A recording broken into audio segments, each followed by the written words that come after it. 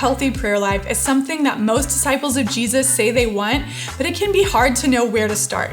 In this video, I'm going to share with you a tool called Prayer Triggers that can help you remember to pray throughout your day. 1 Thessalonians 5:17 tells us, "Pray continually." That can seem impossible in our jam-packed lives, especially if we are thinking of prayer as a quiet moment I'm setting aside to talk to God. Without being intentional, I have very few of those. If we're going to develop habits of prayer, we need tools that help us to recognize and connect with God in our everyday moments.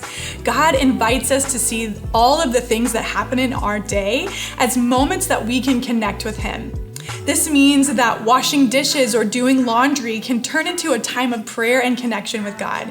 Prayer triggers have helped me to start to recognize and capitalize on these moments in my life and grow in my relationship with God. Prayer triggers are things that we choose to use as a reminder to pray throughout our day. I was introduced to prayer triggers when I was first learning how to pray and developing a habit of prayer. I was in college and I lived off campus, so I was in the car a lot and decided to use ambulances as my first prayer trigger. Whenever I saw an ambulance, I would pray. I would ask God to be with the people who needed that ambulance and the people who were gonna go to help.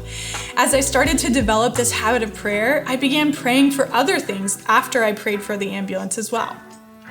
Ambulances might not be your first pick, and that's okay.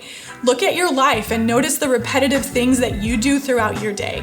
Maybe it's washing dishes, walking to a coworker's office, or getting a drink of water, even checking the mail. The things that you do often can be great reminders to pray when you are intentional to notice them. The goal in using prayer triggers is to recognize and connect with God in your everyday moments.